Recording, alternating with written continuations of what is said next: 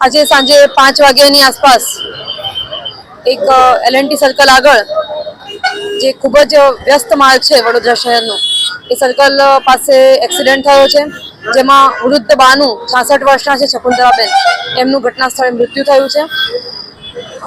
એમના હસબન્ડ સાથે તેઓ આ રોડ પરથી પસાર થઈ રહ્યા હતા, એ દરમિયાનમાં પટેલ ટ્રાવેલ્સની જે ગાડી છે એનાથી એક્સિડન્ટ થતા બા પડી જતા ગાડી પરથી બાઇક પરથી પડી ગયા છે અને બસના આગળના ટાયરમાં આવી જાય છે, જેથી એમની જે શરીર છે ત્યાં અંદર ફસાઈ પણ જાય છે અને એના કારણે તમામ અલગ અલગ એજન્સીઓ દ્વારા અત્યારે હાલમાં જે પોસ્ટમોર્ટમ માટે લાશને મોકલવામાં આવી છે અને આ બાબતે અકસ્માતનો અને ફેટલનો ગુનો દાખલ કરીને આગળની કાર્યવાહી કરવામાં આવશે। બસ ચાલક છે કે ફરાર થઈ ગયો? અત્યારે અમારી કસ્ટડીમાં છે, પોલીસની કસ્ટડી, ઇન્વેસ્ટિગેશનનો વિષય છે।